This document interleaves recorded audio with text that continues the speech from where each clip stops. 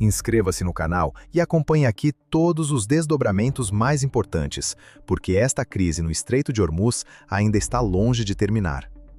Às 5h40, horário local, no dia 7 de maio, o USS Truxtun atravessava o Estreito de Hormuz, dentro do Project Freedom, a iniciativa do governo Trump para romper a pressão iraniana sobre o corredor petrolífero mais importante do planeta e libertar cerca de 1.500 navios comerciais, com 22.500 marinheiros, que estavam presos havia semanas dentro do Golfo Pérsico. Na ponte de comando, a vigília daquela manhã seguia em silêncio. Nada no radar parecia exigir atenção especial, mas a tripulação ainda não sabia que uma bateria de mísseis costeiros do IRGC, posicionada perto de Bandar Abbas, vinha acompanhando o comboio desde sua entrada no Golfo de Omã. Às 5h41, todos os sensores passivos do Truxtun dispararam ao mesmo tempo. 2 convéses abaixo da ponte, as luzes vermelhas de emergência se acenderam.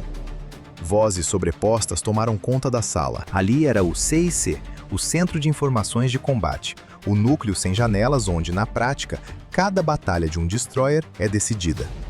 Um RC-135 Rivet Joint orbitava a 50 milhas ao sul do estreito havia 1h30, captando comunicações criptografadas do IRGC. Naquele instante, o volume desse tráfego subiu de forma brusca. O radar de vigilância identificou uma onda de alvos voando baixo a partir da costa iraniana. Eram 11 contatos, todos fechando rapidamente. O TAO, o oficial de ação tática, um tenente responsável por conduzir o combate a partir da cadeira central do CIC, já estava na rede classificando as ameaças. Prioridade 1, prioridade 2. O USS Mason tinha os mesmos contatos na tela. O USS Rafael Peralta, terceiro navio da formação, já manobrava para proteger o flanco sul do comboio. Os sistemas Aegis dos 3 navios estavam interligados por capacidade de engajamento cooperativo, permitindo que os destroyers lutassem como uma única arma distribuída. Operadores executavam listas de lançamento, com os dedos suspensos sobre os painéis. 40 segundos de comunicações se transformaram em movimento puro. O primeiro SM-2 saiu da célula 17 do sistema vertical de lançamento dianteiro do Truxtun. Eram 32 células à frente da ponte e outras 64 na popa. Cada uma delas era basicamente um poço no convés carregado com o míssil certo para o tipo certo de ameaça. A célula 22 disparou em seguida. O Mason entrou na ação com seu próprio banco de VLS. 6 interceptadores estavam no ar em menos de 15 segundos. 2 mísseis de cruzeiro se desintegraram a 40 quilômetros, em clarões visíveis no horizonte, enquanto fragmentos de eletrônica de guiagem caíam no Golfo. Foram os primeiros abates do dia. O CIC não teve nem tempo de registrar o momento. Aquele era o papel do SM-2, o cavalo de batalha da defesa aérea Aegis. Velocidade de aproximação de Mach 3.5 e alcance de 90 milhas. Pense no paiol de mísseis como uma caixa de ferramentas. O SM-2 é aquela chave que serve para quase tudo. Você mantém várias à mão e só procura algo mais específico quando aparece uma ameaça realmente diferente. Os 11 contatos viraram 8, depois 4, depois 2. A 50 milhas no interior, o comandante da bateria do IRGC olhava para seu painel de lançamento. Nenhum impacto havia sido registrado.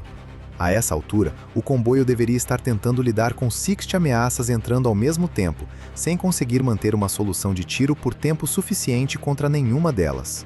Em vez disso, a formação continuava intacta e o quadro de radar americano ficava mais limpo, não mais confuso. Mesmo assim, ele acionou o rádio e ordenou a próxima onda. O E-2D Hawkeye, orbitando a 25,000 feet, começou a reportar alvos lentos vindo do interior.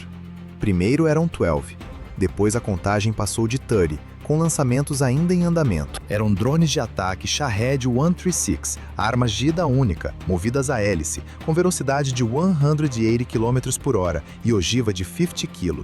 Alguém precisava lidar com aquilo. O Shahed 136 é o resultado de colocar um motor simples, quase como de uma máquina de cortar grama, em uma asa delta feita de material composto barato, prender uma carga explosiva no nariz e programar coordenadas de GPS para uma missão sem retorno. Cerca de $25,000 por unidade, sem sensor avançado, sem piloto, sem buscador sofisticado. apenas uma direção e um alvo. A questão não é que um único Shahed afunde um destroyer. A questão é que o Irã consegue produzi-los mais rápido do que a Raytheon consegue fabricar interceptadores para derrubá-los. Era essa matemática que o comandante do IRGC tentava explorar. 2 F/A-18 Super Hornet da ala aérea do Lincoln, com o indicativo Gunslinger, já estavam em patrulha aérea de combate a 22,000 feet e avançavam para o sul para interceptar. Cada drone destruído por um caça significava um interceptador preservado no navio. E cada interceptador preservado era a profundidade de paiol mantida para o que viesse depois. O TAO do Mason chamou a situação. Par Norte saindo da costa, entrando direto pelo espaço aéreo do Gunslinger. Gunslinger, Scrum, Anjos 35. Os 2 Hornets baixaram o nariz, romperam a posição e subiram forte para limpar o corredor o mais rápido que os motores F414 permitiam. 3 segundos depois que a cauda do último F-18 saiu da rota, 2 SM-2 deixaram o VLS dianteiro do Mason e cruzaram o espaço aéreo agora vazio. Abate. O que aconteceu naquela chamada de rádio mostra o custo de operar o Aegis com aeronaves amigas por cima. Imagine o espaço aéreo sobre o navio como uma rodovia dividida. Os mísseis do destroyer passam na faixa rápida Mach 3.5. Os caças voam na faixa lenta, abaixo. Mesma altitude, mesma janela de tempo. Isso não funciona. Os caças precisam sair da pista antes que o míssil chegue. A ordem de Scrum é rápida, mas o vazio que ela cria é real. A 50 km no interior, a equipe dos Shahed já estava no 43º drone daquela manhã. Cada tubo levava 9 segundos para ser recarregado. A ordem era continuar lançando até a tela defensiva dos destroyers se romper. A tela ainda não tinha se rompido, então eles continuaram. Enquanto o Gunslinger limpava o corredor dos mísseis, 4 Shahed passaram pela camada mais fina da defesa e entraram a menos de 30 milhas do comboio. O VLS dianteiro do Mason disparou célula após célula. 3 drones foram destruídos em sequência a 30 milhas. Um continuou avançando. Restavam 3 ESSM na parte traseira. O Evolved Sea Sparrow é o interceptador de médio alcance que pode ser embalado em 4 unidades por célula, permitindo que um destroyer carregue muito mais profundidade de munição quando as ameaças estão próximas e em grande número. O SM-2 alcança longe. O ESSM protege a vizinhança imediata. O 4º Shahed ultrapassou as 20 milhas e seguiu fechando. A cúpula branca no meio do navio ganhou vida, localizou o drone e abriu uma rajada de 1 segundo. O alvo se desintegrou a 1.400 jardas.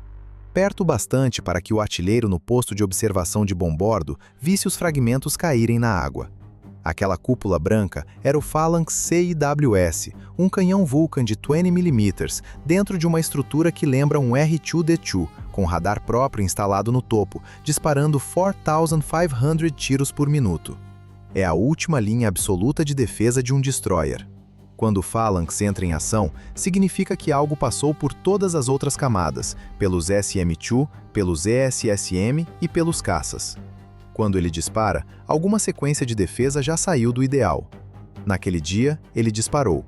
Naquele dia, funcionou. E essa diferença foi decisiva. O radar de superfície do Truxtun atualizou o quadro. 6 embarcações rápidas de ataque a 20.000 jardas, aproximando-se a 50 nós. O Peralta via a mesma coisa a partir do flanco sul. O capitão tinha uma escolha: virar 30 graus à direita para colocar a melhor face de radar contra os barcos ou manter o rumo para preservar a antena norte voltada para a faixa de chegada dos mísseis de cruzeiro. Ele escolheu os mísseis.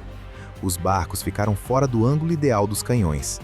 Esse é o preço de priorizar a ameaça que pode realmente afundar o navio, em vez daquela que, naquele momento, poderia apenas arranhar sua pintura. O Paikan Leader entrou a menos de 4.000 jardas e disparou 3 foguetes de 107mm.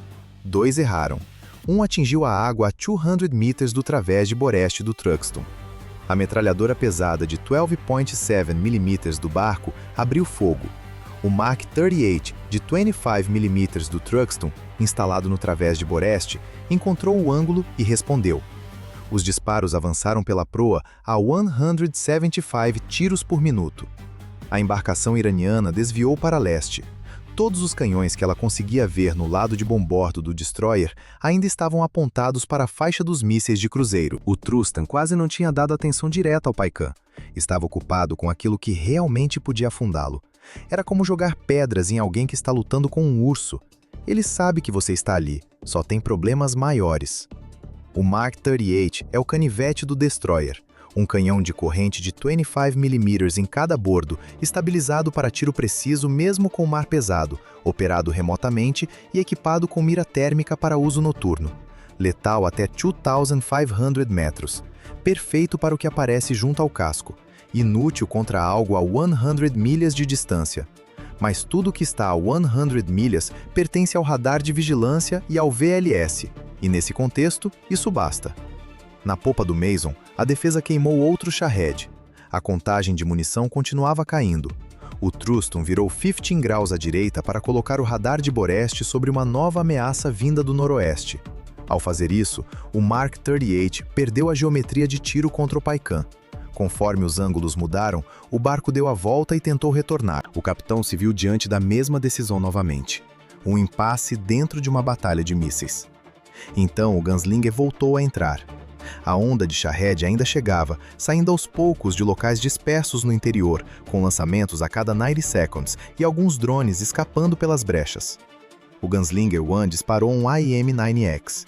O Shahed virou uma nuvem de destroços a 18 milhas.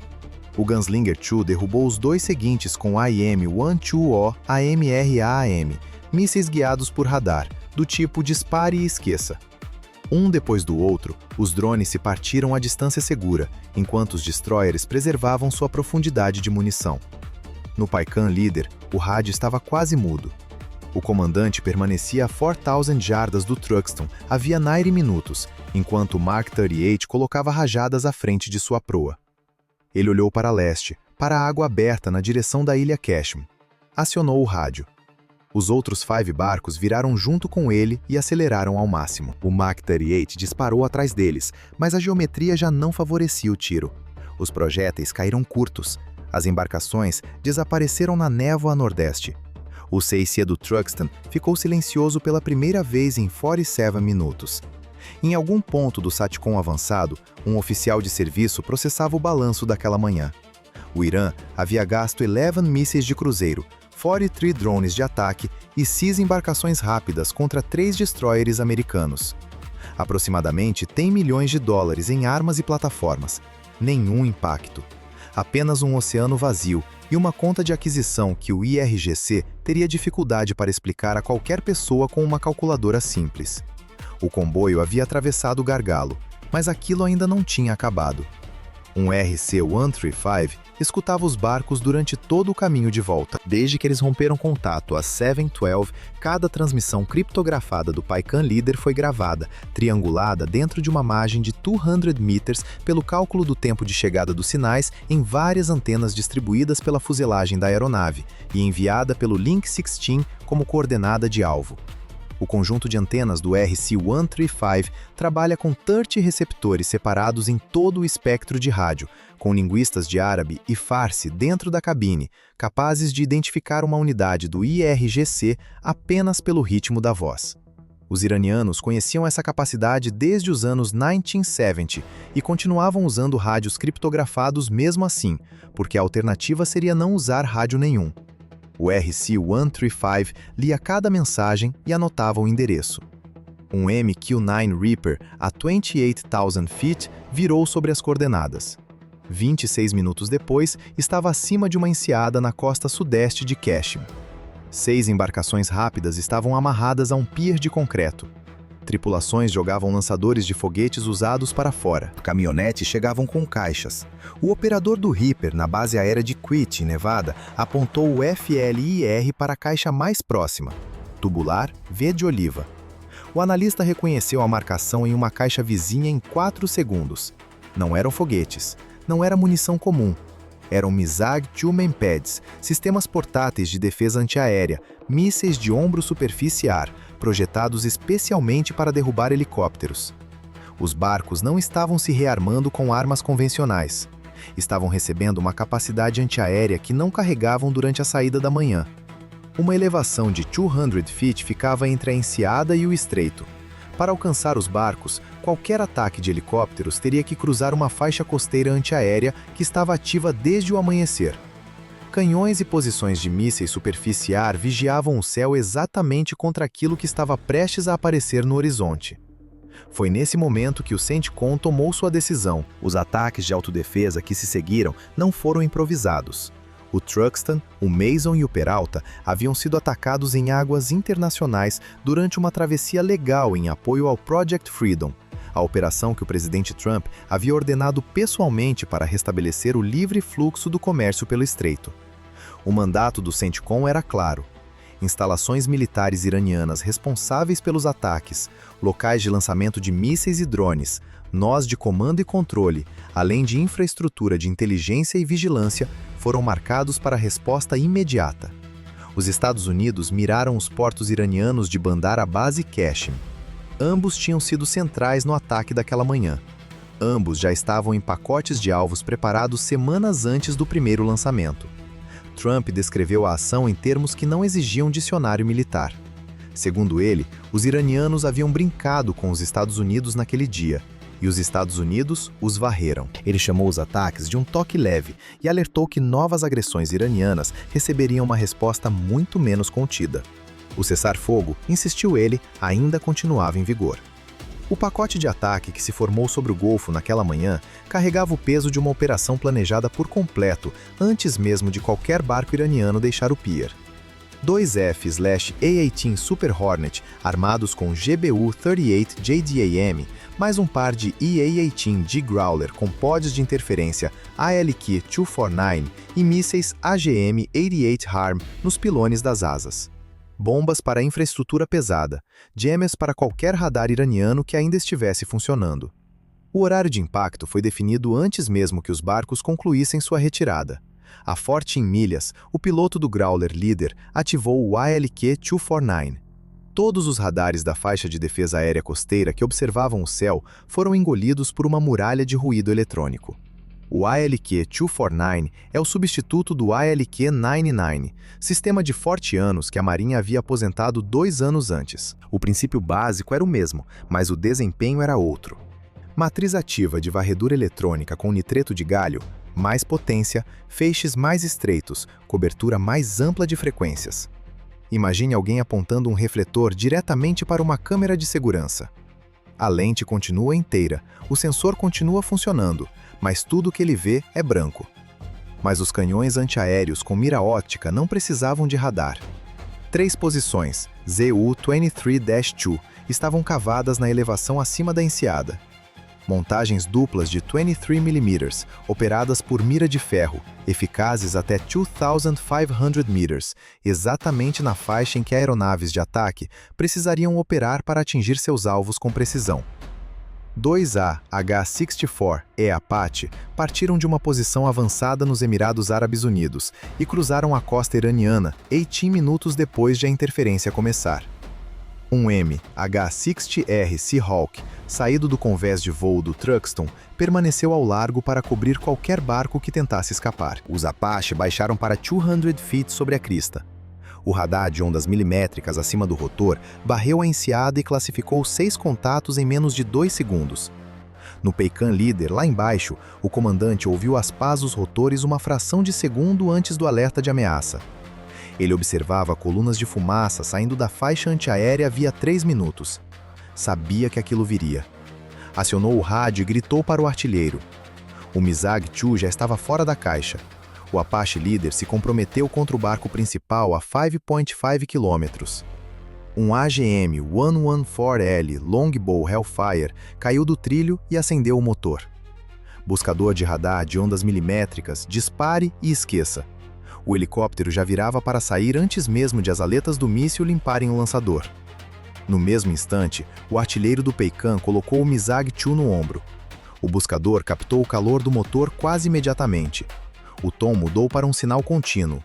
Ele apertou o gatilho. 2 mísseis estavam no ar, em direções opostas. O que ninguém no CENTCOM havia dito às tripulações dos Apache até 5 minutos antes da decolagem era o seguinte: os mísseis naquelas caixas não eram MiSAG-2 padrão.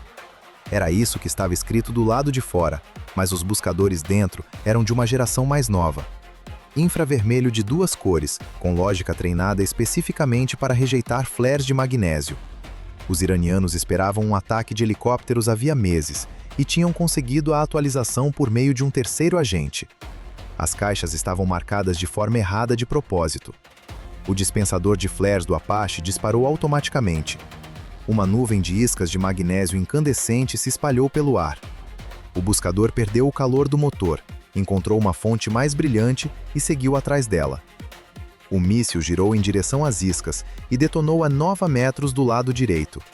A tripulação sentiu a concussão nos pedais. O Apache continuou voando. O Hellfire atingiu o Paikan líder na linha d'água. O barco dobrou ao meio e afundou em 11 segundos. Mais 3 barcos levantavam tubos Mizag. O segundo Apache se comprometeu contra o Paikan mais próximo da costa. Hellfire lançado, barco destruído. Os 4 restantes se dispersaram. 3 correram para mar aberto a toda potência. Um voltou em direção à enseada. Outro Mizag foi lançado pelo barco que seguia para o norte. O Apache desviou violentamente e lançou uma nova salva de flares. O míssil escolheu a isca. O helicóptero voltou sobre o barco, agora perto demais para a distância mínima de armamento do Hellfire. O canhão M23O no nariz ganhou vida. Uma rajada de 1 segundo. Fogo no meio da embarcação. Uma rajada de 2 segundos. O barco se despedaçou. Esse era o M23O, com 1.200 disparos de 30mm autoexplosivo de dupla finalidade, a 625 tiros por minuto, ligado ao capacete do artilheiro. Ele olha para o alvo e o canhão aponta para lá.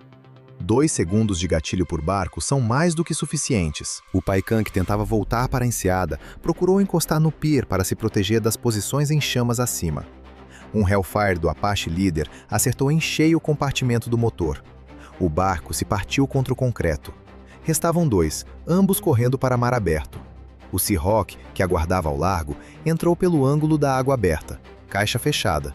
Apache atrás, Seahawk na frente.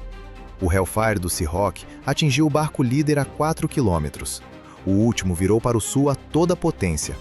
O M23O do Apache o encontrou e levou os disparos pelo compartimento do motor até ele perder o rumo e começar a queimar. 6 barcos, 6 destruídos. Os Apaches subiram para leste com resíduos de flares marcando as fuselagens. Um fragmento do Mizag ficou preso na asa lateral do Apache líder, sem força suficiente para derrubá-lo, mas suficiente para gerar perguntas do oficial de manutenção quando ele pousasse de volta nos Emirados Árabes Unidos. Atrás deles, Bandar Abbas e Kashmir queimavam. O comunicado do CENTCOM foi curto e preciso. Forças americanas haviam atingido instalações militares iranianas, responsáveis por ataques contra navios de guerra dos Estados Unidos, locais de lançamento de mísseis e drones, posições de comando e controle, além de nós de inteligência e vigilância. Nenhum ativo americano foi atingido. O CENTCOM afirmou que não buscava escalada, mas permanecia posicionado e pronto. O Ministério das Relações Exteriores do Irã chamou a ação de violação do cessar-fogo. A mídia estatal iraniana classificou a pausa de Trump no Project Freedom como uma retirada. Teherã havia disparado contra 3 destroyers americanos em trânsito por águas internacionais, visto 6 embarcações rápidas serem afundadas e 2 de seus portos serem atingidos em resposta. Depois disso, anunciou que os Estados Unidos haviam recuado. Os 2 navios comerciais americanos que haviam passado pelo estreito sob o Project Freedom 2 dias antes já estavam em águas abertas. Mais de 1.500 embarcações com 22.500 marinheiros continuavam presas no Golfo Pérsico, esperando para entender o que a pausa na operação significaria para elas. Por enquanto, a resposta era continuar esperando. O aviso de Trump a Teherã antes do fim daquela semana não deixou espaço para interpretação. Ele escreveu que, se os iranianos não assinassem o acordo rapidamente, os Estados Unidos os atingiriam de forma muito mais dura e muito mais violenta no futuro. O estreito continuava disputado. O cessar-fogo ainda existia tecnicamente, e os 2 próximos navios mercantes com bandeira americana na programação já se aproximavam do gargalo pelo sul, a 12 milhas de Bandar Abbas, entrando nas mesmas águas que o Truxtun havia ajudado a limpar naquela manhã. A rota estava aberta, pelo menos por enquanto. Inscreva-se no canal para acompanhar os próximos acontecimentos. Deixe seu comentário sobre essa operação e compartilhe sua opinião sobre o que pode acontecer agora no Estreito de Hormuz.